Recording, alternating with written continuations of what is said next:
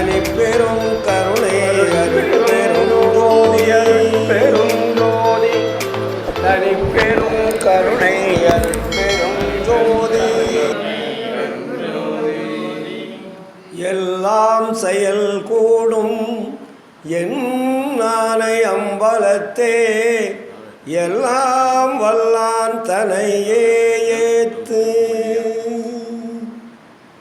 அருட்பெரும் ஜோதி அருட்பெரும் ஜோதி தனி பெரும் கருணை அருட்பெரும் ஜோதி. ஆன்மநேய ஒருமைப்பாட்டு உரிமை உடைய சகோதர சகோதரிகளே, உங்கள் அனைவருக்கும் முதல் கண் நன்றி கலந்த வணக்கத்தை தெரிவித்துக் கொள்கிறேன்.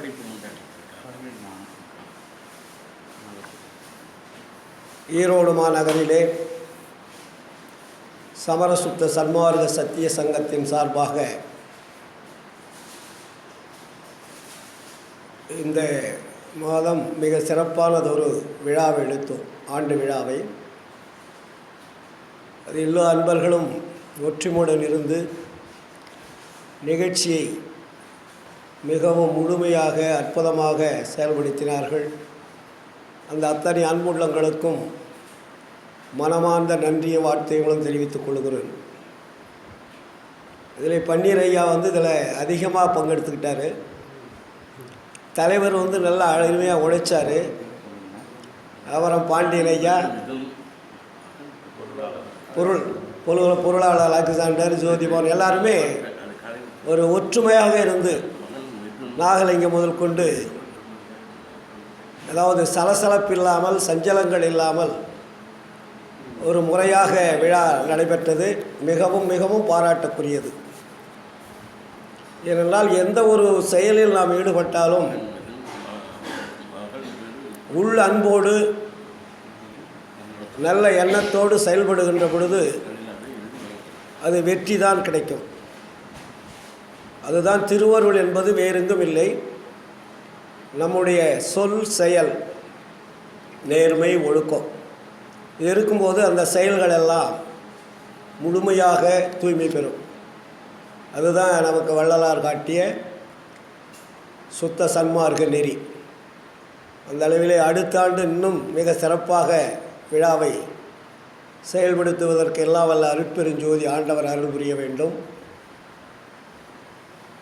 தமிழகத்திலே 28 ஆண்டுகளாக 29 ஆண்டுகளாக தொடர்ச்சியாக ஒரு நாள் கூட விடுவது இல்லாமல்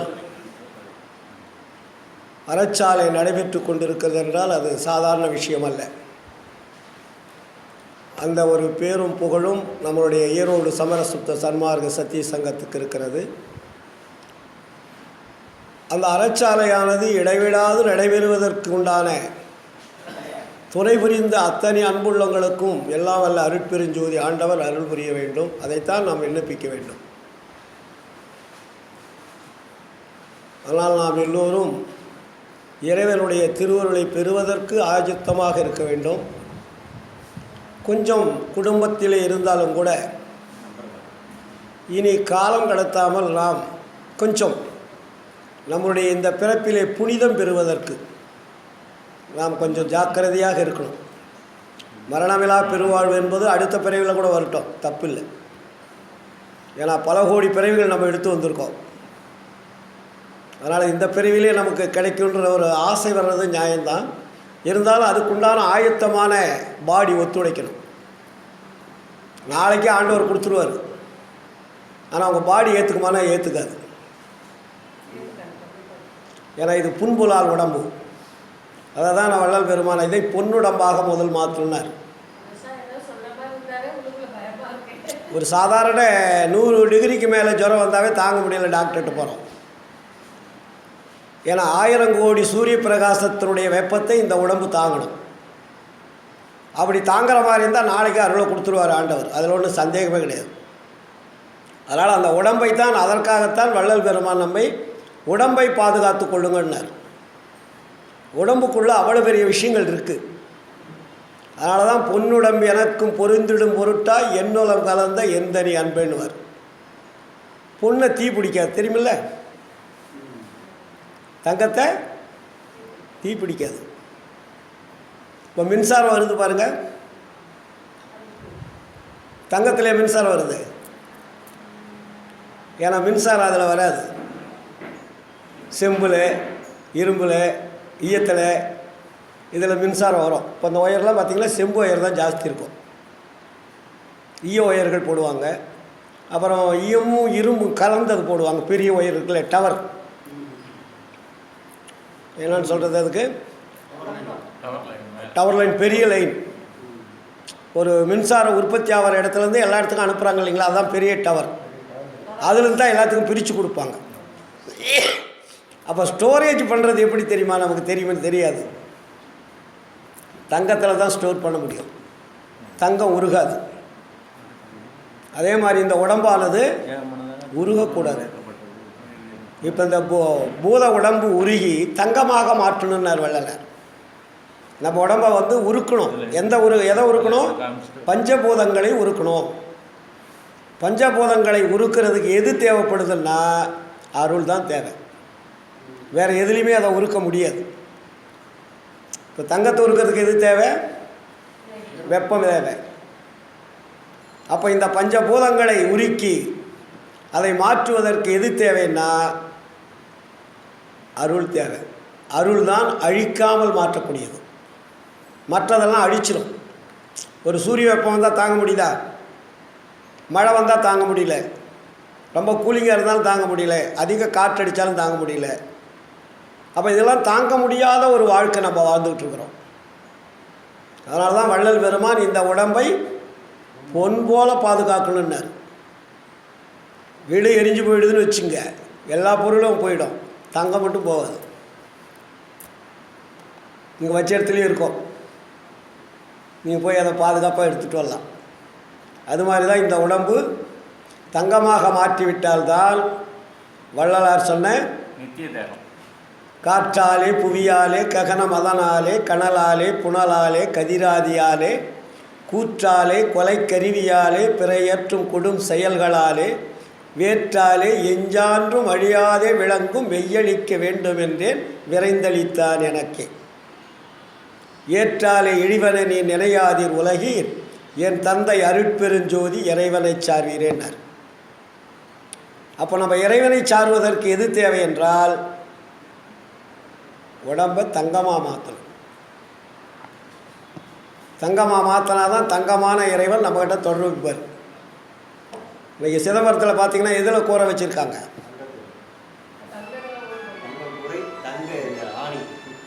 எல்லாமே தங்கம் தான். என்னவோ அது கணக்கு சொல்கிறாங்க. அது வந்து சமய மதங்களுடைய கணக்கு. அது அவங்களுக்கு வந்து ஒவ்வொருத்தருக்கும் ஒவ்வொரு கணக்கு இருக்குது. மதம் ஒரு கணக்கு போடும், சமயங்கள் ஒரு கணக்கு போடும். இப்படி அவங்களுக்கு வந்து 1008 இப்படி ஒவ்வொன்றுக்கும் ஒரு இப்போ நம்ம வள்ளல் பெருமானோட 1008 கமல இதழ் அப்படின்வார். ஆன்மாவை மறைத்து கொண்டிருக்கக்கூடிய அந்த மலரானது விரிகின்ற பொழுது 1008 கமல இதழ்கள் விரியணும்னுவார். அது அப்படியே மறைச்சிக்கிட்டு இருக்கும். ஆன்மாவை அப்படி மூடி இருக்குது, அது விரியணும். அது விரியும் போது எது இருந்தால் விரியும்னா அருள் இருந்தால் தான் விரியும். அது வெளியே விரியாது. சூடு ஏறணும். சூடு ஏறினா தான் மலர் விரியும். அப்போ பாடியானது உடம்பில் காலிலிருந்து தலைவரையிலும் நமக்கு அருள் சூடு. சூடு என்பது இந்த வெப்பம் அல்ல. வெப்பம் என்பது வேறு, அருள் ஆற்றல், அருள் சூடு என்பது வேறு, இல்லைங்களா? அப்போ அந்த அருள் என்ற சூட்டினால்தான் இந்த உடம்பை நாம் பாதுகாக்க முடியும். அது யாருக்கு கிடைக்கிறதோ அவர்கள் மரணத்தை வெல்லக்கூடிய தகுதி பெற்றவர்கள். இப்போ நேற்று கூட வர வழியில் உளுந்தூர்பேட்டையில் மீட்டிங் நைட்டு, அதை முடிச்சுட்டு நைட் 2 மணிக்கு தான் நான் வீட்டுக்கு வந்தேன். அதில் பட்டிமன்றம் பேசுகிறவங்க, இன்னும் வந்து சமயத்தில் ரொம்ப ஈடுபாடு உள்ளவர்கள் எல்லாம் பேசுனாங்க. அதில் ஒருத்தர் பேசுகிறாரு, மரணமிலா பெருவாழ்வு வள்ளலாரே சொல்லியது, மும்மலங்களை வென்றால் மரணமிலா பெருவாழ்வு வந்துடும். ரெண்டாவது வந்து சாகா பிறவா வர வேண்டும் என்று எல்லாருமே கேட்டாங்க. பிறவா வரத்தை நிறைய பேர் பெற்றிருக்காங்க அப்படின்னு அவர் சொன்னார். சமய மதங்கள் பிறவா வரம் தான் எல்லாம் கேட்டிருக்காங்க, யாருமே கேட்காதவங்கள. அவர் சித்தராக இருந்தாலும் ஞானிகளாக இருந்தாலும் சமயங்களுடைய எண்டுன்னா முடிவு. அதில் என்ன கேட்குறாங்கன்னா, வர ஞானிகள்லாம் பிறவா வரன்னு கேட்டாங்க. அதை அவர் பேசுகிறாரு. வள்ளலார் அதுக்கு நேர் எதிர்ப்பதம். நீ பிறவா வரம் கேட்டால் வேலையாகாது, இரவா வர வேணும். இறந்துட்டால் பிறப்புண்டு, வேறு அதில் நீ சந்தேகப்படுறதுக்கு இடமே கிடையாது.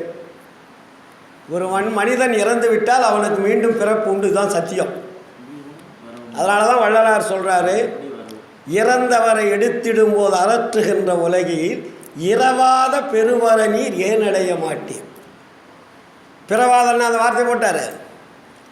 இரவாத பெருவரம் நீர் ஏனடைய மாட்டீர், மறந்திருந்தீர் பிணி மூப்பில் சம்மதமோ உமக்கு சொல்கிறார் இல்லையா. சிறந்திடு சன்மார்க்கம் ஒன்றே பிணி மூப்பு மரணம் சேராமல் தவிர்த்திடுந்தான் தெரிந்து வம்பின் இங்கே. பிறந்த பிறப்பு இதில் தானே நித்திய மெய்வாழ்வு பெற்றிடலாம், பேரின்பம் உற்றிடலாம் விரைந்தேன்னார். இந்த பிறப்பில் மரணத்தை வென்றால் மட்டும்தான் நீ இறைவனை காண முடியும், இறைவனிடத்துக்கு செல்ல முடியுமே தவிர நீ பிறவா வரமெல்லாம் கேட்டால் வேலையாகாது. இந்த உடம்பு மாற்றமடையணும். உடம்பு மாற்றமடையக்கூடிய வழியை கண்டுபிடித்தவர் தான் வள்ளலார். மற்றவர்களும் ஜீவசமாதி அடைந்திருக்கிறார்கள், உயிரை காப்பாற்றியிருக்கிறார்கள். உயிரை காப்பாற்றுவதுன்னா எப்படி? உயிர் இயங்காமல் அப்படியே உக்காந்துக்கிறது, உயிரை அடைக்குவது. அந்த உயிரை அடக்கி உட்கார்றதுக்கு பேர் தான் சமாதின்னு பேர். அதுக்கு ஆன்ம சமாதின பேர் வச்சாங்க, ஜீவ சமாதின்னு பேர். ஜீவன்னா உயிர், உயிர் இயக்கத்தை நிறுத்தி கொள்வது. அது எவ்வளோ நாளைக்கு இருக்கும்? அவங்க எனர்ஜி எந்த அளவுக்கு இருக்குமோ அது வெளியே தான் இருக்கும். அதுக்கப்புறம் மறுபடியும் பிறப்பு வந்துடும். இப்போ போகர் போகிறார் அண்ணன் போகர் மழை மலையில் இருந்தார். அவர் தான் முருகனுடைய சிலையெல்லாம் வச்சாருன்னு நமக்கு வரலாறுகள் சொல்லுது. போகர் நவபாஷாணத்தில் நல்லா கேட்டிக்கார். நவபாஷாணத்தை செய்யக்கூடிய ஒரு ஆற்றல் படைத்தவர். அவர் பல காலங்களாக தவம் செய்தது அந்த நவபாஷாணத்தை செய்து அந்த முருகன் சிலையெல்லாம் வடித்தார்கள் என்பது நமக்கு வரலாறுகள். அது எவ்வளோ காலத்துக்கு நீடிக்கும்? முடிஞ்சிடும். 1874 மேலே சாப்டர்லாம் க்ளோஸ் பண்ணிட்டு வர்றார் வள்ளலார். எல்லா சாப்டருமே ஆப்சென்ட் ஆகிட்டு இருக்குப்போம். அவங்களுடைய எனர்ஜி என்பது ஒரு குறிப்பிட்ட காலத்திற்கு மேல் செல்லாது. இப்போ நமக்கு வயசு ஒருத்தருக்கு நிர்ணயம் பண்ணியிருக்கு இல்லையா. ஒருத்தர் 50 வயசில் சாவறாங்க, 100 வயசில் சாவறாங்க, 120 வயசில் சாவறாங்க. அப்போ வயது என்பது நம்மளுடைய உடம்பிற்கு தகுந்த மாதிரி நிர்ணயம் செய்யப்படுகிறது. அந்த உடம்பை நீ மாற்ற வேண்டுமானால் உன்னுடைய மதி அங்கே வேலை செய்யணும். விதி என்பது இருக்கிறது, விதியை மதியால் வெல்லலாம். அப்போ மதி என்பது என்ன? அறிவு.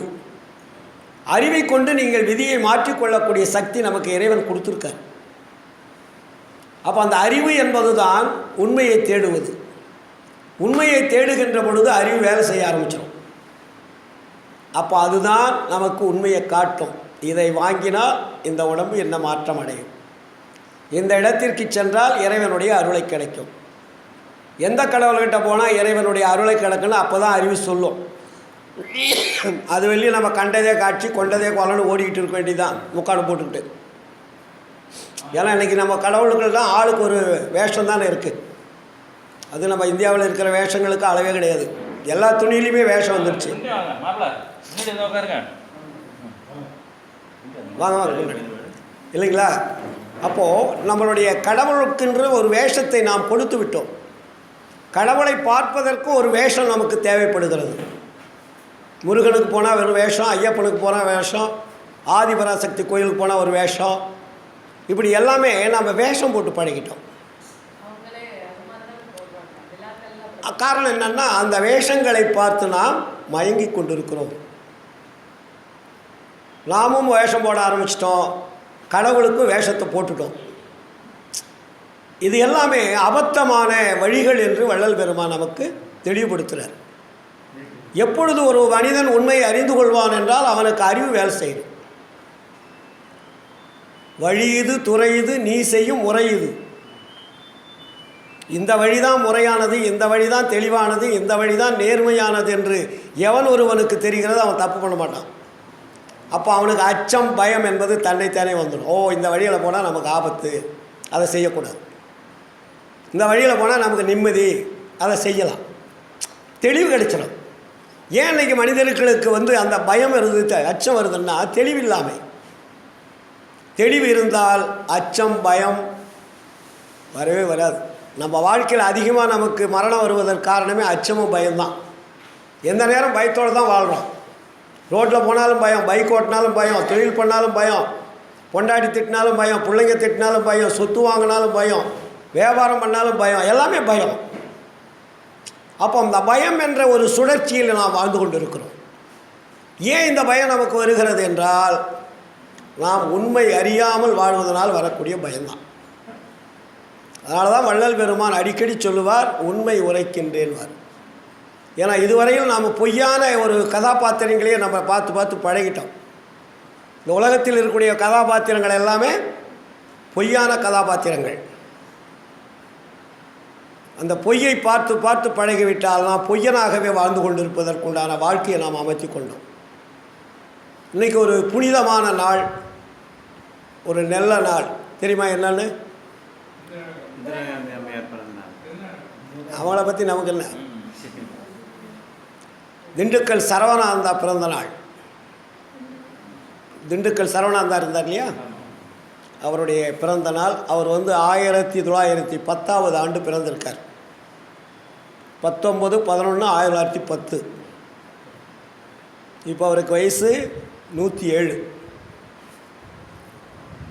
எதற்காக சொல்லுகிறேன் என்றால், அவர் நம்ம தமிழ்நாட்டில் சுத்த சன்மார்க்கத்தை முதல் மக்களுக்கு தெளிவுபடுத்தினார். அவர் தான். அவர் வேறு, இவர் திண்டுக்கல் சரவணானந்தம் சொல்லிட்டு சரவணானந்தா. அவர் திண்டுக்கல்லில் சபை ஆரம்பிக்கும் போது நான், டாக்டரு, எங்கள் வீட்டில், அவங்க வீட்டில் எல்லாமே நாங்கள் போயிருந்தோம். முதல் அவர் வள்ளலார் கோட்டம் அப்படின்னு முதல்ல திண்டுக்கல்லில் கட்டினாங்க. அப்போல்லாம் நாங்கள் போயிட்டு அவர்கிட்ட உரையாடி இருக்கிறோம். நல்ல மனிதர், இறைவனுடைய உண்மையை தெரிந்து பல வேதங்களை படித்தவர். வேத, ஆகம, புராண, இதிகாசங்களெல்லாம் A to Z அவருக்கு தெரியும். அவருக்கு தெரியாத இடமே கிடையாது. அவர் பல ஆண்டுகளாக அருட்பெருஞ்சோதி அகவலுக்கு உரை எழுதிக்கிட்டே வச்சுட்டு வந்தார். ஒரு நாளைக்கு ஒரு உரை, ஒரு 2 வரிக்கு ஒரு உரை எழுதுவார். இது பல ஆண்டுகளாக எழுதி வைத்தது தான் மகாலிங்கத்துக்கு தெரிஞ்சது. மகாலிங்கத்துக்கு தெரிஞ்ச உடனே அவர் போய் பார்த்த உடனே ஒரு பெரிய பண்டல் 1596 வரைக்கும் உரை எழுதி வச்சுருந்தார்.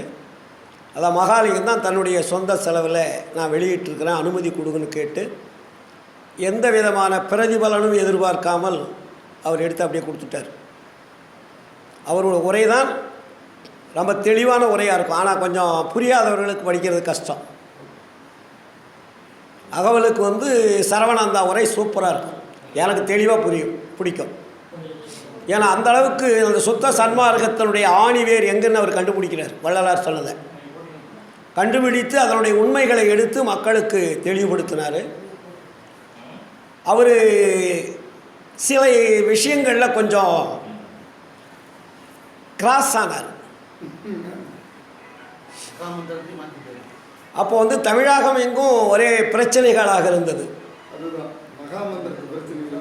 பிரச்சனையாக இருந்தது. அப்புறம் டாக்டர் அவர்கள் நாங்கள்லாம் இதே இடத்துல பேசுகிறோம். தயாபெருஞ்சோதின்னு மாற்றிட்டார்.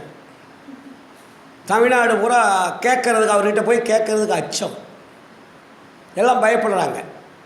நல்ல விஷயம் தெரிஞ்சவர். அப்போ எனக்கு வயசு கம்மி தான். நான் போய் கேட்டே தீரணும் அப்படின்னு நான் கிளம்பிட்டு ஒரு இடத்துக்கு போனேன். மாடியிலேருந்து கீழே இறங்கினார். ஐயா, நான் ஈரோட்டிலேருந்து கதிர்வேல் வந்திருக்கேன் அப்படின்னேன். ஓ, வா தம்பி, நான் கேள்விப்பட்டிருக்கேன்னாரு. ஐயா நான் விழாவுக்கெல்லாம் வந்திருக்கோம் அப்படின்னா. சரி சரி சாப்பிட்டீங்களான்னாரு. இல்லையா நான் நேரத்தோடு கிளம்பி வந்துட்டேன், நான் சாப்பிட்டுக்கலான்னு. அவரை உடனே அவர் இட்லி கொண்டு வர சொன்னார். 2 இட்லி, அவர் 2 இட்லி, நான் 2 இட்லி சாப்பிட்டு 3 மணி நேரம் அவர்கிட்ட நான் உரையாடினேன். அப்போது இது மாதிரி சில விஷயங்கள் நான் கேட்கணும், நீங்கள் தவறாக நினைச்சக்கூடாதுன்னு. பரவாயில்ல கேளுப்பான்னாரு. வள்ளல் பெருமான் வேதங்கள், ஆகமங்கள், புராணங்கள், இதிகாசங்கள் எல்லாமே பொய்ன்னு சொல்கிறாரு. ரெண்டாவது ஆரம்பத்தில் வள்ளல் பெருமான் சமரச வேத சன்மார்க்க சங்கம்னு ஆரம்பித்தார். அதன் பிறகு ஷடாந்த சமரசுத்த சன்மார்க்கன்னு ஆரம்பிக்கிறாரு. இதெல்லாம் 1867லேருந்து 72க்குள்ள. அதுக்கப்புறம் இறுதியில் 1872 சபையை கட்டிவிட்ட பிறகு டைட்டிலாம் மாற்றிட்டார். முதல் வேதத்தில் நுழைஞ்சார், ஷடாந்தத்தில் நுழைஞ்சார், பக்தியிலிருந்து வேதத்துக்கு வந்தார், ஷடாந்தத்துக்கு வந்தார். அதுக்கடுத்து தர்மசாலை ஆரம்பிச்சிட்ட பிறகு, சத்திய ஞான சபையை கட்டிட்ட பிறகு என்ன பண்ணுறாருன்னா, அவர் எல்லா டைட்டிலையுமே மாற்றிடுறார். டைட்டிலை மாற்றிட்டு இன்றிலிருந்து சாலைக்கு சமரசுத்த சன்மார்க்க சத்திய சாலை என்றும், சபைக்கு சமரசுத்த சன்மார்க்க சத்திய ஞான சபை என்றும், சங்கத்திற்கு சமரசுத்த சன்மார்க்க சத்திய சங்கம் என்றும் பெயர் வழங்குதல் வேண்டும். டைட்டில் பூரா மாற்றிட்டார். 70லிருந்து 74 வரையும் மேட்டுக்குப்பத்தில் போய் உட்காந்துட்டார். உட்காந்துட்டு பிறகு கடவுளுக்கு ஒரு டைட்டில் வேணுமே. இது வெளியும் சிவாய நமோ, நமச்சிவாயா, முருகா, கந்தா, வேளா, என்னென்னவோ மகாமந்திரங்கள் இருந்தது. ஆனால் சமரசுத்த சன்மார்க்க சத்திய சங்கம் என்று பெயர் வச்சாச்சு. ஆனால் கடவுளுக்கு பேர் வைக்கல. வள்ளலாரப்போ கடவுளுக்கு பேர் வைக்கல, டைட்டில் வைக்கல. அப்போ 1870 74 வரையும் இறைவனும் வள்ளலாரும் உரையாடி கொண்டிருந்த காலம். 1870லிருந்து 74 4 ஆண்டுகள் சித்தி வளாக திருமாளிகையில் இறைவனுக்கும் வள்ளலாருக்கும் நெருங்கிய ஒரு தொடர்பு ஏற்படுகிறது. அதான் நேற்று கூட நான் தான் சொன்னேன். 1867 கருங்குழி தர்மசாலை ஆரம்பிக்கிறதுக்கு முன்னாடி கருங்குழியில் இருக்கின்ற பொழுது, கருங்குழியில் தான் 1 to 5 1ஆம் திருமுறையிலேருந்து 5 திருமுறை வெளியே எழுதுகிறார். சண்டையிலேருந்து வர்றதெல்லாம் எழுதிக்கிட்டு வராரு. எழுதிட்டு கொஞ்சம் கொஞ்சமாக சேர்த்து வைக்கிறாரு. அன்பர்கள் கேட்குறாங்க, அதை வெளியிடுவதற்கு அவர் அனுமதி வழங்கும் போது இருக்கிற நூல்கள் இவ்வளோதான் அப்படின்னு எடுத்து கொடுத்துட்றாரு. அதுதான் நமக்கு 1லிருந்து 5 திருமுறைகளாக தூக்கப்பட்டது. அது எப்போ இருந்தது? வேத சன்மார்க்கம், ஷடாந்த சன்மார்க்கத்தினுடைய காலகட்டத்தில் எழுதியது. அதுக்கப்புறம் தான் 70 to 74 சித்தி வளாக திருமாலைக்கு வள்ளல் பெருமான் போகின்ற பொழுது அவர் எழுதிய நூல்தான், அங்கு எழுதிய நூல்தான் 6ஆம் திருமுறை என்பது. அந்த நூலை யாரிடத்திலும் அவர் கொடுக்கவில்லை, வெளியும் சொல்லவில்லை. மற்றதெல்லாம் கொடுத்துட்டார். 6ஆம் திருமுறை எழுதியது இறைவனும் தானும் கலந்து இறைவனால் சொல்ல சொல்ல எழுதியது, இறைவனே எழுதியது.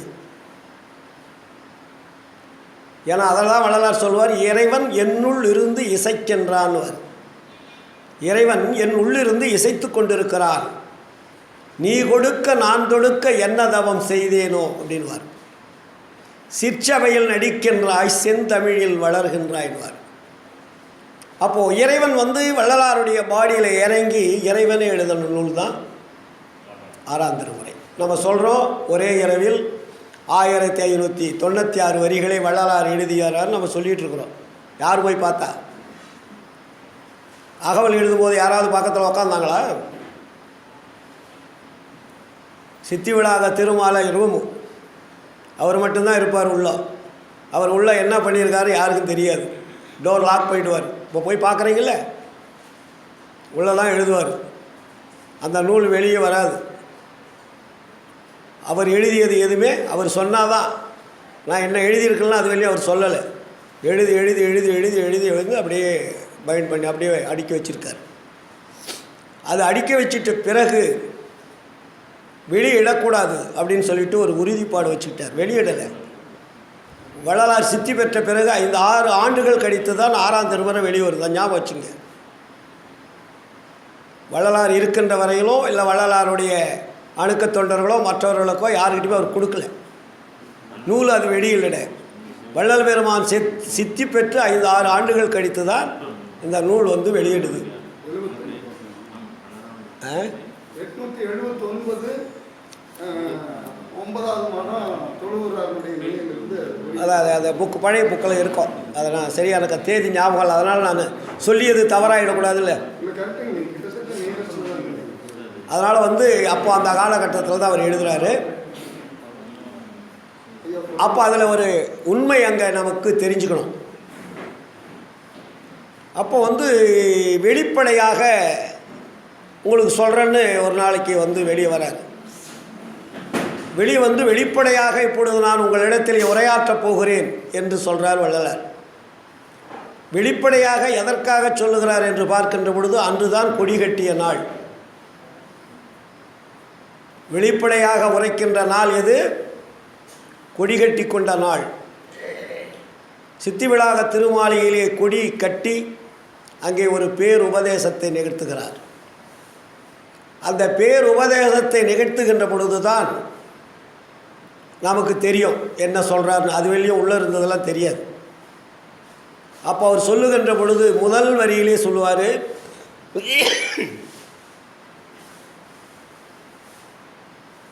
ஆண்மனைய ஒருமைப்பாட்டு உரிமை உடைய நண்பர்களே, இதுவரையில் இருந்தது போல் இனியும் வீண் காலம் கழிக்காதுன்னு ஃபஸ்ட்டு டைட்டில் தான். அவர் முதல் கொடுக்குற வார்த்தைன்னா, இதுவரையில் இருந்தது போல் இனியும் வீண் காலம் கழிக்காதீர்கள், உங்களுக்கு காலம் இல்லை. என்ன வார்த்தை இதை! நம்ம இதுலேயே யாராவது நினச்சி அதுக்கு தகுந்த மாதிரி பயந்து வாழ்கிறோமா? பேருபதேசத்தினுடைய வெளிப்படையாக வள்ளல் பெருமான் சித்திவிளாக திருமாளிகையிலே வெளியே வந்து கொடியேற்றி முதல் வார்த்தை சொல்லுகின்றார், இதுவரையில் இருந்தது போல் இனியும் வீண் காலம் கழிக்காதீர்கள், ஏனென்றால் உங்களுக்கு காலம் இல்லை. காலத்தை விரயம் செய்ய வேண்டாம் என்பது பொருள். இந்த மனித தேகம் கிடைத்தது சாதாரணமாக கிடைத்ததல்ல. பல கோடி பிறவிகள் எடுத்து இறைவனுடைய திருவருளை பெறுவதற்காகவே கிடைத்த பிறவி இந்த மனித பிறப்பு. ஆனால் இதுவரையில் சொல்லிய வேதங்கள், ஆகமங்கள், புராணங்கள், இதிகாசங்கள் அத்தனையும் உண்மையை வெளிப்படையாக சொல்லவில்லை. எல்லாரும் என்ன பண்ணிட்டாங்களாம்? மண்ணை போட்டு மறைத்து விட்டார்கள் எழுதினார். மண்ணை போட்டு மறைத்து விட்டார்கள் என்றால் இறைவனுடைய உண்மையை இதுவரையில் யாரும் சொல்லவில்லை. கைலாசபதி என்றும் வைகுண்டபதி என்றும் சிவாய நம என்றும் நமச்சிவாயா என்றும் சரவணவனு பல மந்திரங்களை சொல்லி கடவுளுக்கு பெயர் வைத்திருக்கிறார்கள். நம்ம இந்தியா மட்டுமல்ல, மற்ற மதங்களும். அந்நிய மதத்தினர் அரிகளர் நிலையினால் அலைதருகின்றனர். அந்நிய மதத்தாளர்களுக்கும் ஒரு அளவும் தெரியலன்ட்டார். அந்நிய உலகினர் அரிகளர் நெடுநாள் அலைதருகின்றனர். அலைவர மகனே, புண்ணியம் தரும் ஒரு சுத்த சன்மார்க்க தன்னெறி செலுத்துக என்ற என் அரசே, தனிநடராஜ சர்க்குரு மணியே என்று சொன்னார். அப்போ இதுவரையில் நாம் ஏதோ ஒரு கடவுளை திட்டுகிறோம் என்பது பொருள் அல்ல.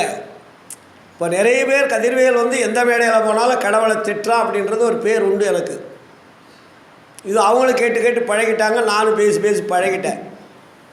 இப்போ கொஞ்சம் கோபம் அவங்களுக்கு இல்லை. ஓ, ஏதோ ஒரு உண்மையை வந்து நமக்கு சொல்ல வராது, வள்ளலார் சொன்னது அப்படின்னு தெரியற அளவுக்கு வந்துட்டாங்க. நேற்று பார்த்திங்கன்னா மெயின் ரோட்டில் பெரிய அரங்கம், ரோட்டில் போகிறவங்க பூரா அப்படியே பிளாக் ஆகிட்டாங்க. ஏன்னா உண்மையை நாம் எவ்வளவு காலம் மறைக்க முடியும் என்பதைத்தான் நாம் நினைக்க வேண்டும். இதுவரையில் மறைத்தது போதும் அல்லவா? இந்த சமுதாயத்தை இவ்வளவு காலம் மறைத்தது போதும், இனியும் மறைத்தால் நமக்கு நல்ல கதி கிடைக்காது. ஏனால் இறைவனால் கொடுத்த வாக்குமூலங்கள் இது, மனிதன் சொல்லியதல்ல. அப்போ அந்த சித்திவளாக திருமாலியிலே இறைவனால் எடுத்து கொடுக்கப்பட்ட மகா வாக்கியம் எழுதுகிறார் வள்ளலார். நான் சொல்லவில்லை. இது இறைவனை எப்படி அழைக்க வேண்டும் என்ற ஒரு மகா வாக்கியத்தை வள்ளல் பெருமான் சித்திவிளாக திருமாளிகளை கொடியேற்றிவிட்டு அந்த மகாமந்திரத்தினுடைய டைட்டிலை நமக்கு அப்போ தான் கொடுக்குறார். அது மகாமந்திரம் என்ன? அருட்பெருஞ்சோதி அருட்பெருஞ்சோதி தனிப்பெருங்கருடை அருட்பெருஞ்சோதி என்ற மகாமந்திரம். இந்த மகாமந்திரத்தை மாற்றுவதற்கு யாருக்காவது தைரியம் இருக்கிறதா? இதைத்தான் கேட்டேன் நான் சரவணாந்தா இடத்திலே. ஐயா, இது வள்ளலார் எழுதிய மகாமந்திரம் அல்ல, இறைவனால் எடுத்து கொடுக்கப்பட்ட மகா வாக்கியம் என்று அவர் எழுதியிருக்கிறார். இதில் அவ்வளவு பெரிய அழுத்தமான மந்திர சொற்கள் அடங்கியிருக்கிறது. இந்த சொற்கள் நான் உரைப்பதல்ல, நாயகன் உரைத்ததுன்னு சொல்கிறாரு.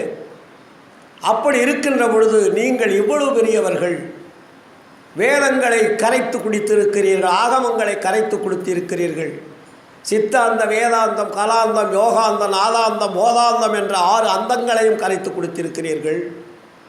தமிழ் இலக்கண இலக்கியங்கள் முழுவதும் உங்களுக்கு தெரியும். அப்படி இருக்கின்ற பொழுது நீங்கள் மகாமந்திரத்தை மாற்றியது இது இறைவன் ஏற்றுக்கொள்வாராய் என்று நான் கேட்டேன் சரவணாந்தா கிட்ட. ஏன்னா அப்போல்லாம் கொஞ்சம் நமக்கு ரொம்ப பயங்கர துடிச்சது. அவர் அப்படியே கொஞ்ச நேரம் சிந்தித்தார். நீங்கள் மற்றதெல்லாம் எழுதியது பூரா என்னை நான் ஏற்றுக்கொள்கிறேன், நான் படிக்கிறேன் உங்களை நூலை, நீங்கள் அகவல் உரைக்கு நிறைய விளக்கங்கள் அழகாக எழுதியிருக்கிறீங்க. ஆனால் தயாபெருஞ்சோதி தயாபெருஞ்சோதி என்ற மாந்திரத்தை மாற்றக்கூடிய சக்தி ஆற்றல் இந்த உலகத்தில் யாருக்குமே கிடையாது.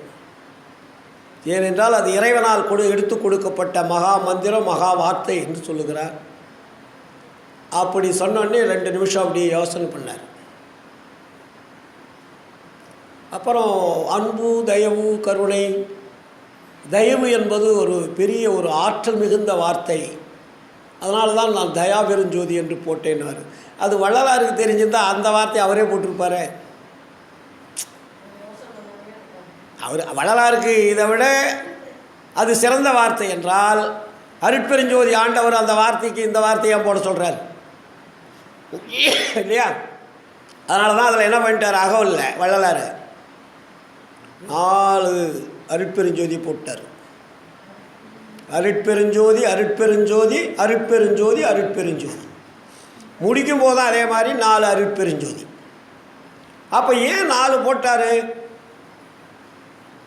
அருட்பெருஞ்சோதி அருட்பெருஞ்சோதின்னு விட்டுறதாமே. ஆனால் இது உலகத்தினுடைய உண்மைகளை எடுத்து சொல்வதற்காக அந்த அருட்பெருஞ்சோதி எந்தெந்த இடத்தில் இருக்கிறது என்பதை கட்டம் போட்டு காட்டிக்கிட்டு வர்றார் அந்த அகவலில். ஆனால் டைட்டில் என்பது வேறு. உலக ரகசியங்களிலே அருட்பெருஞ்சோதி ஆண்டவர் எப்படி இயங்கிக் கொண்டிருக்கிறார் என்பது வேறு இல்லைங்களா? சொல்லுகின்ற பொழுது அவர் அப்படியே கொஞ்சம் யோசனை பண்ணிவிட்டு தலையாட்டிகிட்டு இருந்தார். ஐயா, நான் சிறியவன், நான் சொல்லியதில் தவறு இருந்தால் மன்னித்து விடுங்கள். ஏன்னா உங்கள்கிட்ட கேட்குறதுக்கு எல்லோரும் பயப்படுறாங்க, வெளியில் உங்களை பற்றி தப்பு தப்பாக பேசிகிட்டு இருக்காங்க. அதனால் உங்களுக்கு ஒரு நல்ல உங்கள் பேரில் எல்லாம் நம்பிக்கை வைத்திருக்கும் போது உங்களுக்கு ஒரு கலங்க வரக்கூடாது என்பதற்காக நான் வந்தேன். மற்றபடி உங்கள் விருப்பம் அப்படின்னு சொன்னேன். ரொம்ப நேரம் யோசனை பண்ணார். சரியான பதிலே எனக்கு சொல்லலை பாருங்கள். ஏன் எதுக்கு சொல்லறேன்னா, நல்ல மனிதர், ஆனால் அந்த தவறு அவர் செய்யவில்லை என்றால் நிச்சயமாக அவருக்கு வாய்ப்பு கிடைச்சிருக்கும். ஏன்னா அவரை பற்றி எனக்கு முழுமையாக தெரியும். நல்ல மனிதர், ஒழுக்க சிலர்.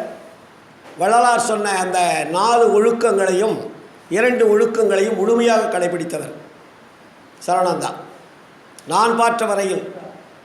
அதே மாதிரி பணத்தை யார்கிட்டையும் வாங்க மாட்டார். வள்ளலார் என்ன சொன்னாரோ அந்த ஒழுக்கத்தை முழுமையாக கடைபிடிக்கக்கூடிய ஆற்றல் படைத்தவர். அப்புறம் நம்ம வடலூருக்கு மீட்டிங் கூட நம்ம டாக்டர்லாம் இருக்கும்போது அவரை கூட்டிகிட்டு வந்து மீட்டிங் போட்டோம். அவர் 2 தடவை வடலூரில் கலந்துக்கிட்டார். அதுக்கப்புறம் நம்ம வேதாத்திரி மகரிஷி இங்கே ஒருத்தர் இருந்தார்ல, அவர் வள்ளலாரை தன்னுடைய உடம்பிலே வள்ளலார் இருக்கிறார் என்று சொல்லி, அவர் நல்லா படித்தவர் தான், சாதாரண ஆளுக்கு நல்ல திறமசாலி. அவர் யோக நிலையிலே இறைவனை காணலாம் அப்படின்னு சொல்லிட்டு காயக்கல்பம், குண்டலினி, ஆதாரங்கள், எப்படி என்னென்னோ சொல்லி அவர் ஒரு ரூட்டில் போய் பணக்காரங்கிட்ட போய் சிக்கிக்கிட்டார். சரவணாதான் பணக்காரங்கிட்ட சிக்கலை. இவர் தொழில் ஆரம்பித்து கோட்டீஸ்வரர்கிட்ட போய் சிக்கி கடைசியில் அவருடைய வாழ்க்கை என்னாச்சு? சரவணா வேதாத்திரி மகரிஷி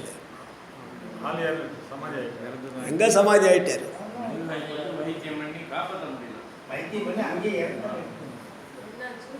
சைலண்ட் கொலை எல்லாம் அது பெரிய மர்மங்கள்.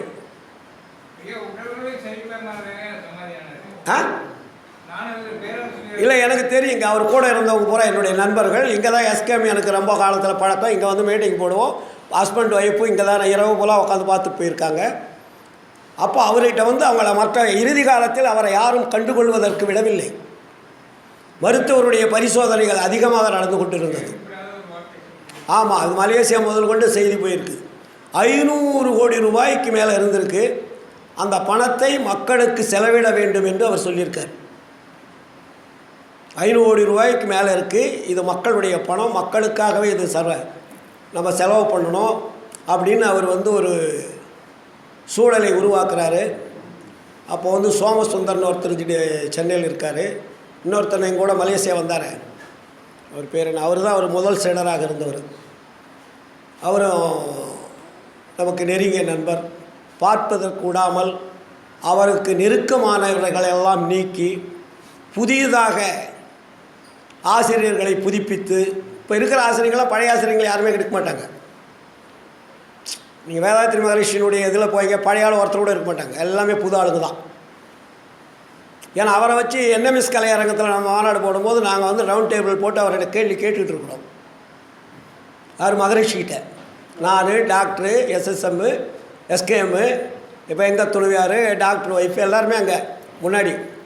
அப்போ நான் அவர் கேட்டோம், நீங்கள் வள்ளலார் உடம்பில் இருக்கிறார் என்று சொல்லுகிறீர்கள், ஏன் உயிர்கொலையை பற்றி நீங்கள் பேசுவதே இல்லை? வள்ளலாருடைய பேசிக் என்ன? உயிர்கொலை செய்யக்கூடாது, புலால் உண்ணக்கூடாது. வள்ளுவருடையதும் வள்ளலாருடையதும் ஆளுத்தரமானது. ஆனால் நீங்கள் வரக்கூடியவர்களிடத்தில் 2000, 3000, 4000 பணம் வாங்குகிறீர்கள். ஒழுக்கத்தை பற்றி பேசுகிறீர்கள், யோகத்தை பற்றி சொல்லிக் குண்டலியை பற்றி சொல்லுகிறீர்கள், காயக்கல்பம் என்று சொல்லுகிறீர்கள். காயத்தை கல்பம் பண்ண வேண்டும். காயத்தை எப்படி கல்பம் பண்ண முடியும்? அதற்கு எது தேவை? ஆதாரங்களிலே மனதை கொண்டு போனால் சென்று விடுமா? அந்த நேரத்தில் அது ஒரு சிறு சிறு ஒளியாக காட்சி தரும். 10 நிமிஷம் கழித்து ஆஃப் ஆகிடும். அதனால தான் வள்ளல் பெருமான் நமக்கு ஸ்ட்ராங்காக சொல்கிறார், என்ன எதுவுமே தேவையில்லடான்ட்டார். தியானம், யோகம், தவம் எல்லாமே வெற்று மாயாஜாலங்கள்னார்.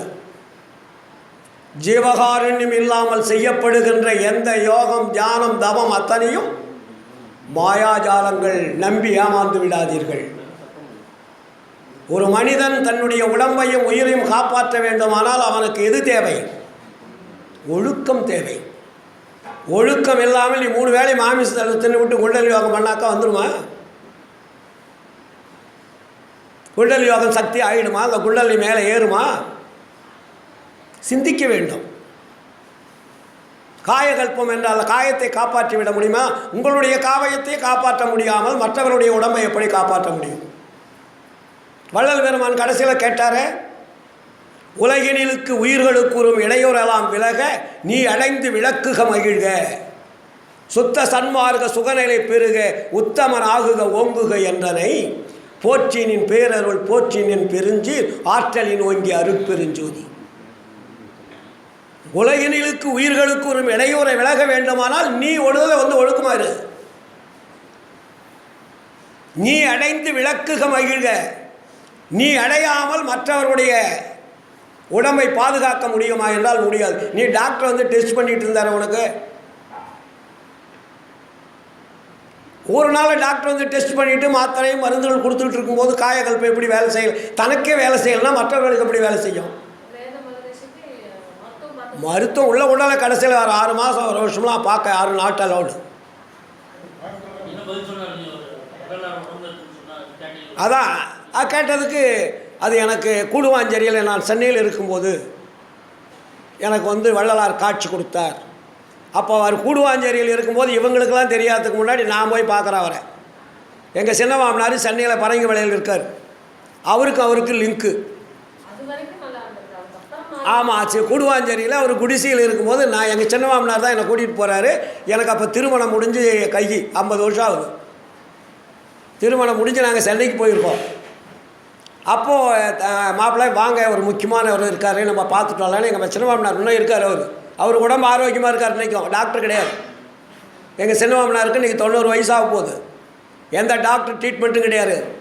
உடம்புல இருக்கக்கூடிய என்னென்ன எக்ஸசைஸ் அத்தனையும் பண்ணுவார். என்ன வேணாலும் செய்ய சொன்னாலும் செய்வார். இன்றைக்கி பரங்கி மலையில் உயிரோடு இருக்கார். அவர்கிட்ட தான் பயிற்சிச்சார் ஃபஸ்ட்டு. அவர்கிட்ட தான் யோகத்தெல்லாம் கற்றுக்கிட்டார். ஆனால் இவருடைய உடம்பை இவர் காப்பாற்றி விட்டார். அவருடைய உடம்பை அவரால் காப்பாற்ற முடியவில்லை. ஏன் சொல்லுகிறேன் என்றால் வள்ளல் பெருமானுடைய கருத்துக்கள் அத்தனையும் உண்மையானது, தூய்மையானது, நம்பிக்கையானது, ஏற்றுக்கொள்ளக்கூடியது, இறைவனுடைய வாக்குமூலங்கள். இங்கே ஏமாற்றுவதற்கு வழி கிடையாது. ஏமாற்றினால் ஏமாந்து விடுவாய். பன்னீர்செல்வங்கிட்ட நான் சொல்லி அவர்கிட்ட இருக்கிற பிரச்சனை நாளைக்கு ஒரு 10 லட்ச ரூபா வியாபாரம் பண்ணுறவன் நான் பணத்தை தரேன் அப்படின்னா ஒத்துக்குவார். நான் ஏதோ ஒரு மாயாஜாலங்களை பண்ணிவிட்டு அவர்கிட்ட 1 லட்ச ரூபா வாங்கிட்டு போட கொடுக்க மாட்டார். எனக்கு ஒரு டெய்லி 10 லட்ச ரூபா உனக்கு வியாபாரம் ஆகுன்னு இது மாதிரி வேலை செய்யுங்கன்னா நாளைக்கே சரியிடுவார். எனக்கு 1 லட்ச ரூபா கொடு, நான் வாங்கிட்டு போகலாம். அது அல்ல ஆன்மீகம். புரைந்துரையேன் பொய் புகழேன் சத்தியம் சொல்கின்றேன் அவர் வள்ளலார். புரியுதுங்களா? வெல்லுகின்ற வார்த்தை என்று வெறும் வார்த்தை என் வாய் விளம்பாது. சொல்லுகின்றேன் பற்பல நாள் துரிசலவே சூதளவே தூய்மை உடையனவே. வெல்லுகின்ற வார்த்தை என்று என் வாய் வெறும் வார்த்தை விளம்பாது. நீ எனக்கு கையில் காசு கதிரவேல்கிட்ட கொடுத்து 1 லட்ச ரூபா கொடுத்து ஏமாத்தலாம்னு பார்த்தாக்கா நான் கையிலையும் வாங்க மாட்டேன், ஏமாறவும் மாட்டேன். தேவையில்லை. நைட் அப்படி தான் பேசிகிட்டு இருக்கும்போது அவங்க தெரியும் அவங்களுக்கு. அவர் விழுப்புரம் சுபாஷ்ன்றவர் தனியாக ஒரு கவரில் கொண்டாந்து போட்டு ஐயா அதை பாக்கெட்டில் வச்சுங்க, போக்குவரத்து செலவுக்கு வச்சுங்க. தூண்டவே மாட்டேன். முதல்ல கொண்டு எங்கள் சங்கத்தில் வரவங்களுக்கு என்ன சாப்பாடுக்கு பாடு வேணுமா வாங்கி போட சொல்லுங்கள், ஏன்னா பஸ் ஏற்றி விடுங்களான்ட்டு நைட்டு ஏறி 2 மணிக்கு தான் நான் வந்தேன். எதுக்கு சொல்கிறேன்னா வள்ளல் பெருமான் எனக்கு கற்றுக் கொடுத்தது அதான். சின்ன வயசில் ஈ என்று நான் ஒருவரிடம் என்று கேளாத இயல்பும் என்னிடம் ஒருவர் ஈதிடு என்ற போது அவர்க்கு இலை என்று சொல்லாமல் இடுகின்ற திறமும் உலகில் சி என்று பேய் என்று பிறதமை தீங்கு சொல்லாத தெளிவும் கொடுத்து உன் திருவடிக்கு ஆளாக்குவாயினார். அப்போ எதுக்கு சொல்ல வரேன்னா நம்ம ஒழுக்கமாக இருந்து சொன்னாதான் அந்த வார்த்தை போய் மற்றவர்களுக்கு பதிவாகும். நான் ஒழுக்கம் இல்லாத மேடைக்கு அலங்காரமாக நான் பேசிட்டு போயிட்டேன்னா என் வார்த்தையை எவனும் கேட்க மாட்டான். அவன் அப்படித்தாண்டா பேசுவான், 2 மணி நேரம் பேசுவான், மண்டை கிளிய வாய் கிளிய, ஒரு 5000 ரூபா வாங்கிட்டு போயிடுவான்னுவாங்க. ஆனால் இன்றைக்கி அப்படி இல்லை. சுத்த சன்மார்க்கத்தில் இளைஞர் பட்டாளங்கள் உலகம் முழுவதும் வந்து கொண்டு இருக்கிறது. நேற்று நடத்த பூரா இளைஞர்கள் தான். பழசங்கள்லாம் ஓரம் கட்டியாச்சுப்போம். ஏன்னா அவளை திருத்த முடியாது, திருந்தவும் மாட்டாங்க. அதனால் இப்போ வரக்கூடிய இளைஞர்கள் தான் சுத்த சன்மார்க்கத்தை வழிநடத்தக்கூடிய வீரமிக்கவர்கள், தீரமிக்கவர்கள், ஆற்றல் உள்ளவர்கள் என்பதால் இளைஞர்களை தான் நம்ம வந்து அதிகமாக கவர் பண்ணிக்கிட்டு இருக்கிற. கவர்ன்றதில் உண்மையை சொல்லும்போது அவன் ஒத்துக்கிறான். உலகம் முழுவதும் ஒன்றும் இல்லை, ஒரு சிம்பிள் நேராச்சு. ஈரோட்டிலேருந்து சென்னையிலேருந்து எங்கள் வீட்டிலேருந்து பஸ் ஏறி வந்துட்டேன். கோயம்பேட்டில் இறங்குறேன். இறங்கினோடனே நான் முன்னாடி பையெல்லாம் எடுத்துக்கிட்டு இறங்கினோடனே பின்னாடி இருந்து ஒரு 2-3 லேடிங்க ஐயா ஐயா ஐயான்னு வந்தாங்க. என்னடா ஐயா ஐயான்னு வராங்களேன்னு சொல்லிட்டு திரும்பி பார்த்தா உடனே ஐயா ஐயா வணக்கம் வணக்கம், கொஞ்சம் ஒரு 2 நிமிஷம் அப்படின்னு. என்னம்மான்னு. அப்புறம் அந்த டெஸ்க்கு இந்த உட்கார இடத்துல உட்காருங்க அப்படின்னு உட்காங்க. எல்லாம் வயசு பிள்ளைங்க தான், 35-40 வயசு இருக்கும். ஐயா உங்களை நான் பார்க்கணுன்னு தவமானது பார்ப்போமோ பார்க்க மாட்டோமோ, எப்போ பார்க்குறதுன்னு நாங்கள் நினச்சிக்கிட்டு இருந்தோம். ஆனால் எனக்கு இறைவனே வந்து உங்களை சந்திக்கிற ஒரு வாய்ப்பு கொடுத்துட்டாரு. உங்களுடைய ஒவ்வொரு வார்த்தைகளை கேட்டு கேட்டு தான் எங்கள் குடும்பம் பூரா இப்போ நடந்துக்கிட்டு இருக்குதுன்னு சொல்லுதுங்க அந்த பொண்ணுங்க. நான் சொல்லிக் கொடுத்தேன்னா எனக்கு ஒரு செகண்ட் என்னை நான் மறந்தேன் எப்பொழுது. அவங்க யாருன்னு தெரியாது. அப்போ எங்கிட்ட இருப்பது ஒரே ஒரு அன்பு பரிசு வாங்கிக்கணும், ஒரு ஆப்பிள் பழத்தை பையிலிருந்து என்கிட்ட கொடுத்தது. என்னுடைய வாழ்க்கையில் உங்கள் கருத்துக்களை கேட்டு புலால் உண்பதை நிறுத்தினேன். என்னுடைய கணவர் குடிபோதையிலிருந்து நிறுத்தினார். எங்கள் குடும்பம் மகிழ்ச்சியாக இருக்கிறது. அருட்பெருஞ்சோதி மட்டும்தான் நாங்கள் வைத்து இப்பொழுது வழிபாடு செய்து கொண்டு அந்த பொம்பளைக்கு சொல்லுது. 3 பேரும் எதற்காக சொல்கிறேன், அவங்க யாருன்னே தெரியாது. நீங்கள் தினமும் போய் சொன்னவங்ககிட்டே நீங்கள் அரைச்சமாகவே அரைச்சிக்கிட்டு இருந்தீங்கன்னா பழம் பிரித்த அடிகளை மாற்ற முடியாது. ராஜமாணிக்கத்தை மாற்ற முடியுமா பாருங்கள். நீங்கள் அவர் இன்னும் நல்ல மனிதர், ஜவஹாரண்யம் உள்ள சம்சாரி, அருமையாக உழைப்பார், 24 மணி நேரம் பாடுபடுவார், இரவு பகலாக தூக்கம் கிடையாது. ஆனால் அவருடைய பழக்க வழக்கங்களை மாற்ற முடியுமானா மாற்ற முடியாது. ஊறி போச்சு. அந்த ஊரிய பழக்க வழக்கில் அவங்கள மாற்ற முடியும். அவங்ககிட்ட நம்ம பேசுகிறத விட மற்றவர்களை பேசுகின்ற பொழுது அவங்க தெரிஞ்சிருவாங்க ஈஸியாக. அதற்காக இன்னும் அவர்களுக்கு நிறைய பணி இருக்குது. அதனால் நம்ம இன்றைக்கி வந்ததுனால அவருக்கு ஃபோன் பண்ணேன். நைட்டு 2 மணிக்கு தான் வந்தோம். சரி, இன்றைக்கி ஒரு நாள் இருக்கும்போது ஈரோடு சன்மார்க்க சங்க அன்பர்களை சந்திக்கணும், உரையாடணும். ஏன்னா அந்த 1 மணி நேரம் வீட்டில் ரெஸ்ட் எடுக்க எனக்கு தெரியும். இருந்தாலும் காலம் உள்ள போதே சில கருத்துக்களை சொன்னால் அதனால் மற்றவர்களுக்கு ஒரு பயனடையும். அதற்காக உங்களை எல்லாம் சந்திக்கக்கூடிய இன்றைக்கி நிறைய எல்லாரும் அன்பர்கள் வந்திருக்கிறீங்க, புதியவர்களும் வந்திருக்கிறீங்க. நிறைய பேச வேண்டிய நேரம் இது. அதுக்குள்ளேயே இவர்கள் கணக்கெல்லாம் கொஞ்சம் பார்க்கணுன்னாங்க. போன ஆண்டு விழா எடுத்ததுனால. அதனால் நீங்கள் எல்லோரும், நான் இறுதியாக சொல்லுவது, ஒழுக்கத்தை கடைபிடிக்கணும், உண்மையை பேசணும், பொய் பேசவே கூடாது. பேசிக் அதுதான். உயிரே போகிறதா இருந்தாலும் கூட பொய் பேசக்கூடாது. ஒழுக்கம் என்பது இறுதியாக கடைபிடிக்கணும். 2வது, எவ்வித தந்திரத்திலாவது அவங்க வீட்டில் இருக்கக்கூடிய குழந்தைகள் மனைவிகளை மாற்றுவதற்கு முயற்சி பண்ணும். எப்படி மாற்ற முடியும்? புலால் சாப்பிட்றதை நிறுத்திட்டிங்கனாவே எல்லாம் மாறிடும். மாறுறதுக்கு அதான் வழி. அதனால தான் வள்ளலார் 2 பிடிச்சார். நல்லவங்க எல்லாருமே, நம்ம மனைவி நம்ம குழந்தைகளாம் நல்லவங்க தான். அறியாமல் புரியாமல் பழக்க வழக்கத்தினால், ஏன்னா இது 5000 ஆண்டுகளாக நம்மளுடைய உடம்பிலே ஊறி வந்து விட்டது. நான்லாம் அப்படி இருந்தவன் தானே. உங்களுக்கு தான் பல நாள்கள் சொல்லியிருக்கேன். நான் மாமிசம் நல்லா சாப்பிட்றவன், சிகரெட்டு குடிக்கிறவன், தண்ணி போடுறவன். அப்போது எனக்கு அந்த பழக்க வழக்கங்கள் என்னுடைய உடம்பிலே அப்பொழுது ஊறி இருந்தது. இதே இடத்தில் வள்ளலாருடைய திருவருட்பாவை நான் படித்து விட்ட பிறகு எனக்கு அறிவுக்கு விருந்து கொடுத்தவர் வள்ளலார். இப்போ எங்களுடைய குடும்பம் மகிழ்ச்சியாக இருக்கிறது. பெருமையாக சொல்லுவேன். நான் எந்த பிரச்சனையும் கிடையாது, எந்த குறைபாடும் கிடையாது. அச்சமோ பயமோ குறைபாடோ வறுமையோ வாட்டமோ குடும்ப பிரச்சனையோ குடும்ப சட்டைகளோ சேட்டைகளோ சண்டைகளோ எதுவுமே இருக்காது. ஆனந்தமாக இருப்போம். எங்கள் பசங்க பிள்ளைங்க பேரன் பேச்செல்லாம் நாங்களாம் ஒரு ஃப்ரெண்ட்ஷிப் மாதிரி தான். மருத்துவம் பூரா குறைஞ்சி போச்சு. மருத்துவ செலவு எங்களுக்கெல்லாம் கிடையாது. என் உடம்புல நான் ஊசி போட்ட நாள் கிடையாது. சொன்னால் நம்புவீங்களா? இது வெளியே எனக்கு டாக்டர் என் உடம்பை தொட்டு ஊசி போட்ட நாள் கிடையாது. காரணம், வள்ளலார் சொன்னிய அந்த வழிமுறைகளை முறையாக பின்பற்றுகின்ற பொழுது உடற்பிணி அனைத்தையும் உயிர்ப்பினை அனைத்தையும் அடர்பர தவிர்க்கும் அருட்சிவ மருந்து. என்றே எண்ணினும் இளமையோடு இருக்க நன்றே தரும் ஒரு ஞானமா மருந்து. இந்த உடம்புக்கு வர வியாதிகளை காப்பாற்றக்கூடிய மருந்து நம்ம உடம்புக்குள்ளே இருக்குது. அதுதான் ஞான மருந்து. மருந்துன்ற ஒரு பட்டியலில் 2 அதிகாரம் எழுதியிருப்பார். அதனால் பேசிக்கொண்டே இருந்தால் நேரம் போய்கொண்டே இருக்கும். அன்பு, ஆசை, கோபம் இதையெல்லாம் கொஞ்சம் கொஞ்சமாக குறைச்சிக்குங்க. அன்பை மட்டும் விதைங்க. எல்லாரிடத்திலும் நம்ம அதிகமாக எதை விதைக்கணும்? அன்பை விதைக்கணும். அதனால தான் அன்பெனும் பிடியுள் அகப்படும் மலையேன்னார். ஒரு பெரிய மலையாக இருந்தாலும் கூட அன்பினால் நாம் அதை கையிலே கொண்டு வந்து நிறுத்தி விடுகலாம். அன்புதான் எல்லாருக்கும் பேசிக். அந்த அன்பை வரவழைத்து கொள்ளுங்கள். எல்லோரும் அன்பாக எல்லா உயிர்களையும் நேசியுங்கள். எல்லாம் வல்ல அருட்பெருஞ்சோதி ஆண்டவர் நமக்கு நீண்ட ஆயுள் நிறைந்த செல்வம் அழியா புகழ் கொடுத்து அருளையும் கொடுத்து நீடூழி வாழ வைக்கக்கூடிய வாய்ப்பை என்றென்றும் உங்களுக்கு அருட்பெருஞ்சோதி ஆண்டவர் காவல் துணையாக இருப்பார். நல்லா ஞாபகம் வச்சுங்க. இப்போ நான் எங்கே வெளியூருக்கு போனாலும் எனக்கு ஃப்ரெண்ட்ஸுங்களோ இல்லை நான் கூட்டிகிட்டு போகிறது இங்கே வந்தால் தான் ஜோதி போகணும். நான் எங்கே போனாலும் தனியாக தான் போவேன். எனக்கு காவல் யார்? எனக்கு ஆண்டவர் தான் காவல். எனக்கு வள்ளல் பெருமானும் அருட்பெருஞ்சோதி ஆண்டவர் காவல் இருக்கும்போது எனக்கு என்ன பயம்? அதனால் என்னுள் இருந்து இசைக்கின்றார் என்று சொல்லிக்கொண்டு எல்லாம் வல்ல அருட்பெருஞ்சோதி ஆண்டவரை இடைவிடாது அந்த மகாமந்திரத்தை சொல்லிக்கொண்டு இருந்துங்கள். எவ்விதப்பட்ட துன்பங்களும் உங்கள் இல்லத்தில் வந்து வராமல் உங்களை பாதுகாக்கப்படும் என்று கூறிக்கொண்டு இந்த வாய்ப்பளித்த அத்தனை அன்பு உள்ளங்களுக்கும் நன்றி கூறி என்னுடைய சிறிய உரையை நிறைவு செய்கிறேன். நன்றி, வணக்கம்.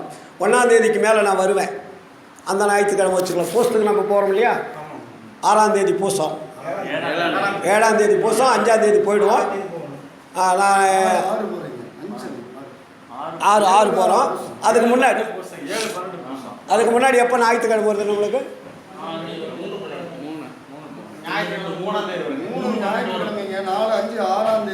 ஆமாம். அப்போ அந்த 3ஆம் தேதி ஞாயிற்றுக்கிழமைக்கு நான் வரேன். அப்படியா? சரி சரி சரி, வெரி குட் வெரி குட். நான் அடுத்த 3ஆம் தேதி. சரி சரி, பேசுவோம். அதான் அங்கே இதை பார்த்துட்டு அடுத்தாவில் பேசலாம். கார்த்திகை தீபத்திற்கும் வள்ளலார் சொன்ன தீபத்திற்கும் என்ன வேறுபாடு, என்ன ஒற்றுமை என்பதை நம்ம பேசலாம். அதனால் நான் 3ஆம் தேதி கண்டிப்பாக அங்கே இருப்பேன். இந்த வாரம் நான் சென்னை போயிட்டு மறுபடியும் அங்கே வர ஞாயிற்றுக்கிழமை சித்திவளது சின்னக்காவனத்தில் மீட்டிங்கு. அதை முடிச்சுட்டு மறுபடியும் வந்து நம்ம எல்லாம் போயிட்டு இங்கே வடலூர் போயிட்டு அப்படியே நான் சென்னை போயிடுவேன். அதனால் இன்றைக்கி நிறைய அன்பர்கள் வந்திருக்காங்க. நிறைய சரக்கு கொடுத்துருக்கலாம். மற்ற நாள்களை விட இன்றைக்கி எல்லாம் புதிய அன்பர்கள். அதாவது ரொம்ப மகிழ்ச்சியாக இருக்குது இன்றைக்கி எல்லாம்.